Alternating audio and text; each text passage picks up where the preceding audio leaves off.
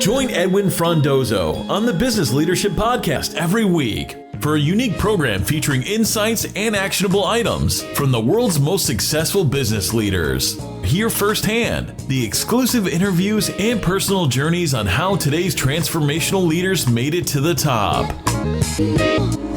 Welcome back, Brian, to the Business Leadership Podcast, continuation of the first 100-day series. Brian, can you share with the listeners today what the first 100 days mini-series is all about and why it's really important to be paying attention?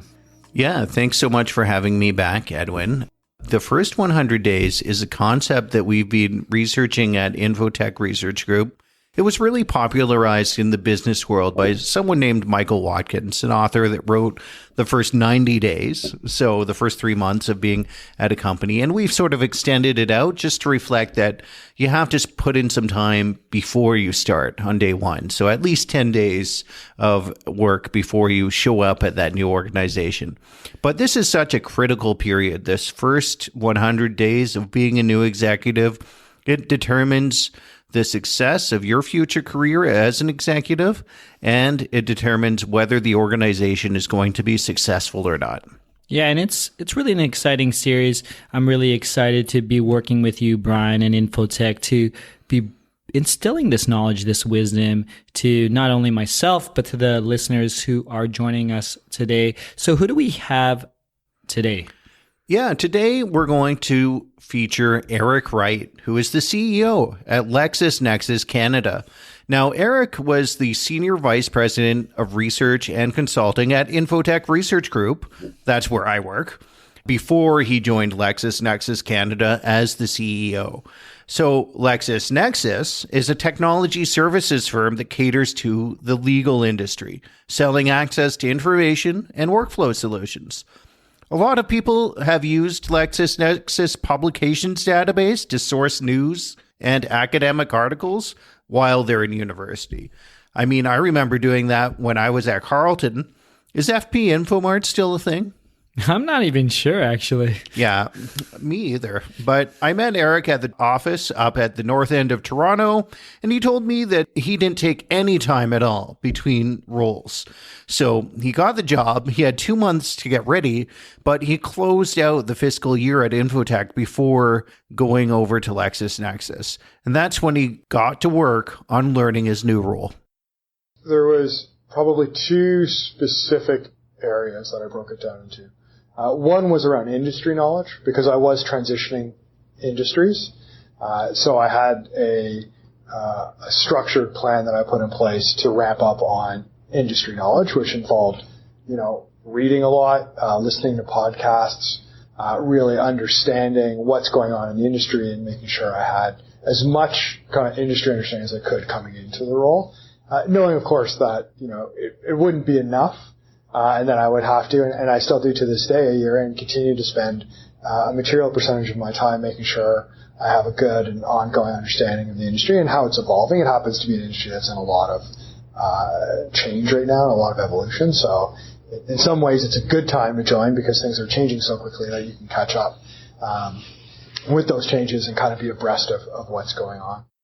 Thankfully, Eric's predecessor in the role, Loic Amos, was still available. He'd been promoted to a VP role with the global organization. As we've talked about before on this series, being able to talk to your predecessor is so critical. And Eric understood that. Whether it's a leadership role or any role, it's common for people to just kind of want to put their own mark on thing and, the last person I'll ask is the person who was previously in the job. But oftentimes, they're one of the best people to start with to get their perspective. I think you have to take that perspective and vet it and understand it, but it is a valuable data point.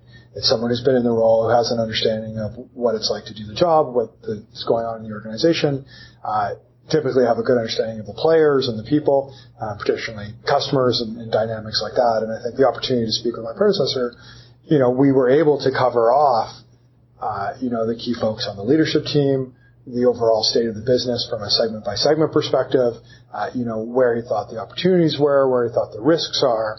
And I think those were good initial data points for me to have coming in, and then being able to explore those things and validate, did those areas of opportunity align with what I thought were areas of opportunity, were those risks, risks that I was concerned about, and it gave me a sort of a bit of a cheat sheet to start with, which was great to have. So when Eric joined LexisNexis, he learned that it is a matrix organizational structure.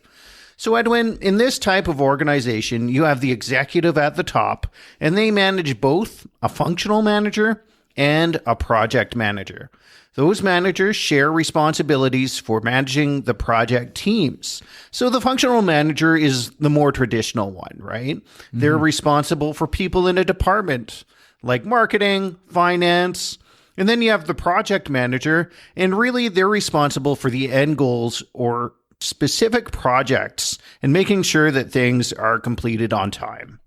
Of course, an executive has to adjust how they manage based on the type of organization they're entering. And to do this, Eric made an effort to meet everybody.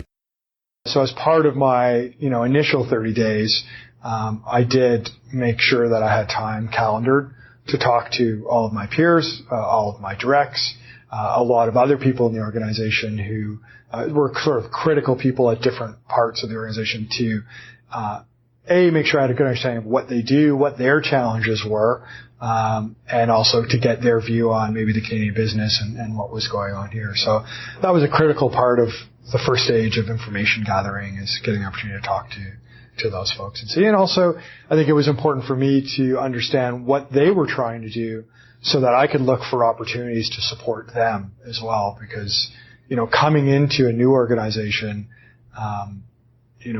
part of building that network is not just how can people help you, but more importantly, how can you help other people, right? And if you don't have clarity over what it is they're trying to do, it's really difficult for you to try and find areas where you can add value to what they're trying to do. So it was a big part of my initial 90 days or 30 days really was, okay, who are all the players? What is it they're trying to do?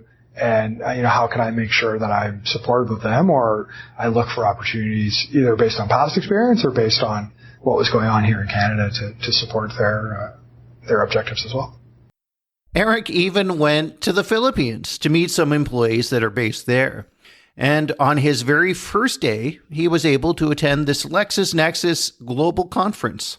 I was lucky enough to join at a fortuitous time. The organization was having its global senior leadership team meeting in California. So I had the opportunity on my first day to get to meet my peers from across the globe and to get to spend the first 2 days at LexisNexis really hearing what it is we were trying to do at the global level, what the overall firm strategy was, what some of the opportunities and challenges we saw were, and then more importantly, get to hear from individuals and individual organizations and business units about exciting things they were doing in their organizations.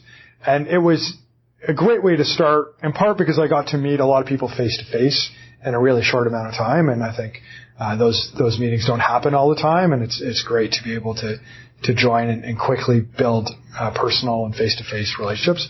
But also it was great to just be energized by the exciting things that were going on within the organization. And I think at the time I had mentioned to the HR contact, I was like, this is the greatest onboarding approach we could probably have, is if every time a senior leader joined the organization, we could get everyone together and talk about all these things.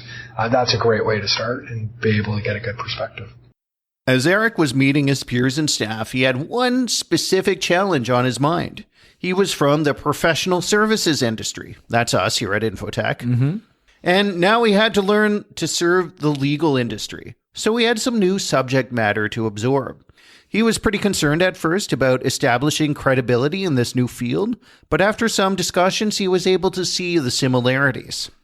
I think when I was in consulting 20 years ago, it was dominated by billable hours. Rates were super high. You'd have big teams of, consultants that would go out to service companies and just, generate a lot of money. And then companies got a lot smarter about how they use consulting services. They started building in-house consulting organizations. They started assembling their own consulting teams from independent contractors versus hiring a firm and paying that premium. And that really shifted the business, right? There was a lot of pressure on hourly rates, and there was a lot of pressure to move to fixed price billing. And that transformation really changed the consulting business model a lot. And I think ultimately for the better. I think there was concern at the time that that level of pressure was going to cause the consulting business to shrink, and the move from billable to fixed price, I think, was actually beneficial to customers because they got to lock in some security. But it was also beneficial to consulting firms because it really motivated efficiency and speed of service and execution excellence. Because if you could deliver, the same project as a competitor for the same fixed price better, you would make more money at the end of the day from a margin perspective. And that is similar to the pressures that are facing the legal industry right now. Large companies are bringing more and more work in-house. They are building out their in-house legal capabilities. There's a rise of what's called legal operations within large corporate entities, and they're doing a lot of stuff internally that they used to do externally. And then they're also getting a lot smarter about how they procure, and they are taking more deals out to bid. They are asking for fixed price. They are really kind of driving that change into the legal industry, law firms. Being able to meet everyone and listen to them set Eric up for some quick wins. Given his background, it's no surprise that he took a consultative approach. So he made sure to spend some time assessing everyone's views before taking action. When Eric joined LexisNexis, the company was going through this huge project of migrating to a new platform. Edwin, basically the way it served all of its customers was getting this big update in terms of the technology. It was a major change for everyone, and to adjust to it required tons of communication. To me, the one that sticks out is we were able to address some of the communication issues very quickly. Get in front of the organization, have the town halls, have the roundtables, push out much more transparency about what's going on in the organization, sharing data with the company and with the employees that they had never seen before about, financial results or employee engagement results.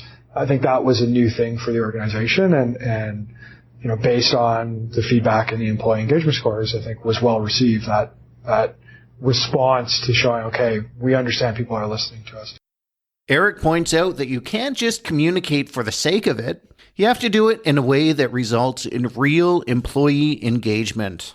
I think you could do all of those things and not have it resonate with the organization, right? You can go and meet and talk to people, and you can offer platitudes about this is what I'm thinking and blah, blah, blah, blah, and it doesn't really have an impact. Or you can go and meet and talk to people, and you can have real conversations and share real information and provide real direction, and it does have an impact. So I think you have to separate the doing of the activity, which, I would agree seems like table stakes to me.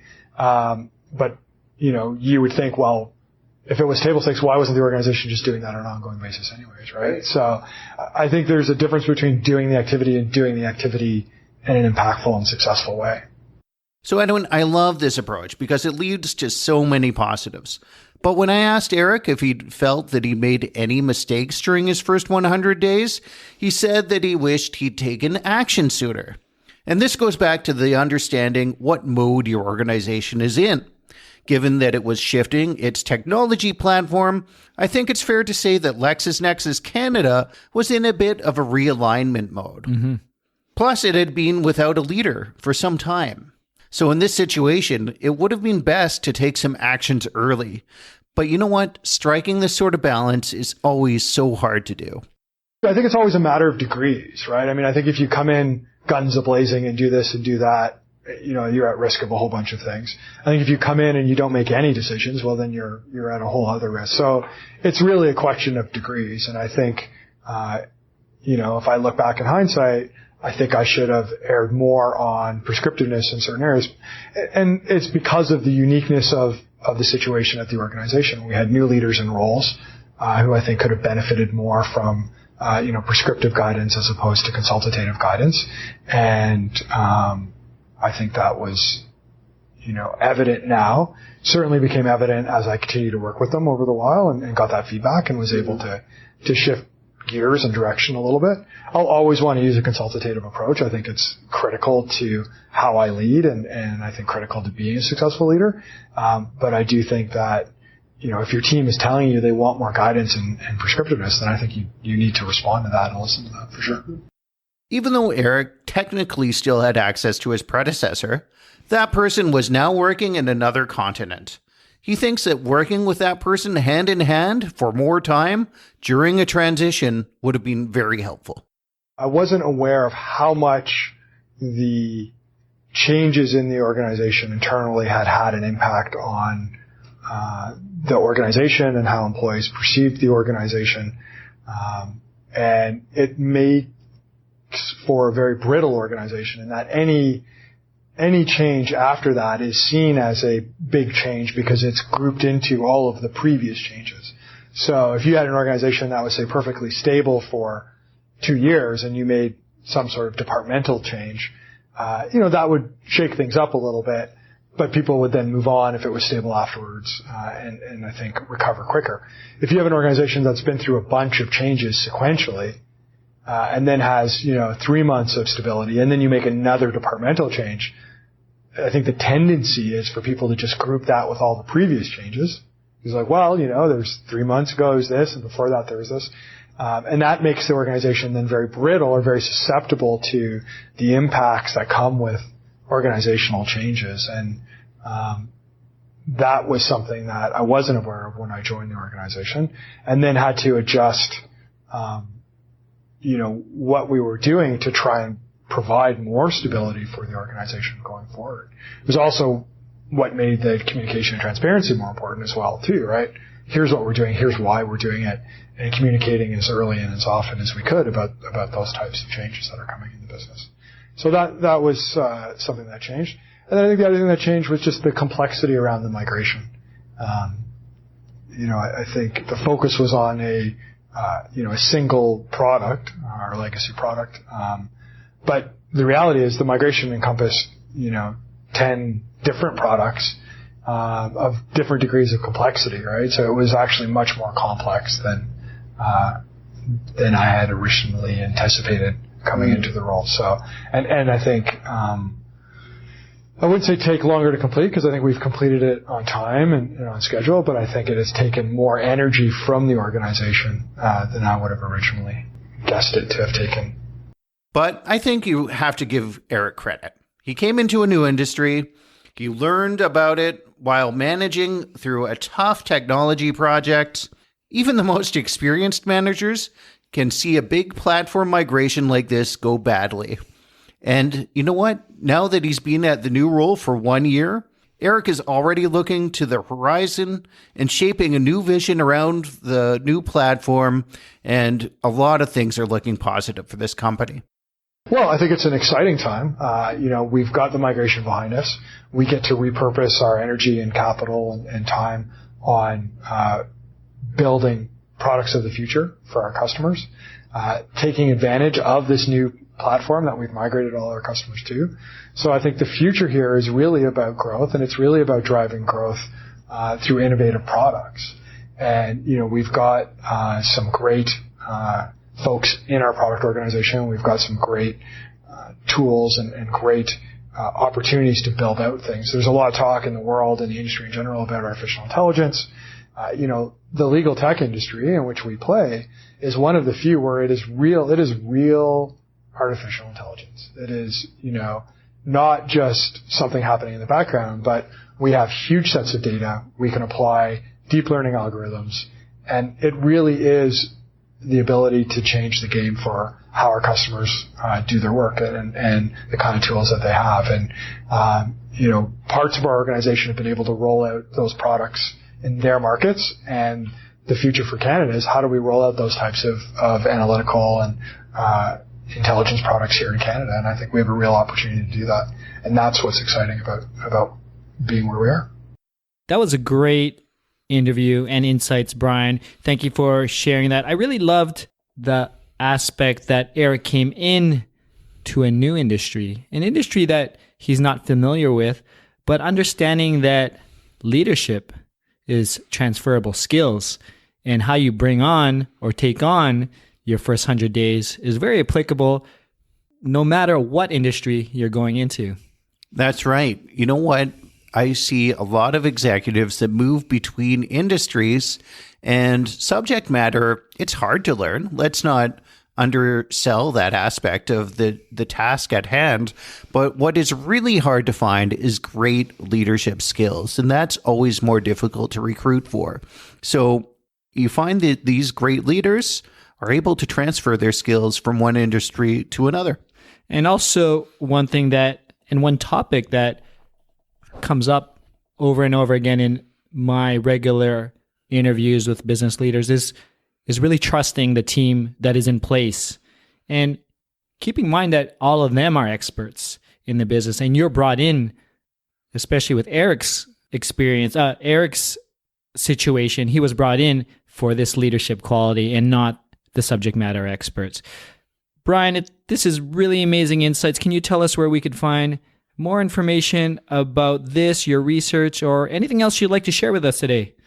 Yeah, everybody that's listening, and maybe you're an executive that's approaching your first 100 days, or you're just feeling like it's time to hit that reset button, come to infotech.com/first100. That's infotech.com/first100. And that's where you'll find all of our resources for completing your first 100 days, whether you're a project manager, a CIO, or a new leader in general. If this is the first time that you are listening to our first 100 days, be sure to check back on our website to see past interviews specifically on the first 100 days with amazing guests like Wayne Berger, Susan Bowen, Dave Penny, and Andrew Wertkin. It's been such an amazing journey for me, and I'm so happy to be sharing this with you. We have one more episode, Brian, that we will be launching next, and I'm super excited to have that. But until next time, Brian, I'll see you next time. Catch you next time. Thank you for listening to the Business Leadership Podcast at thebusinessleadership.com.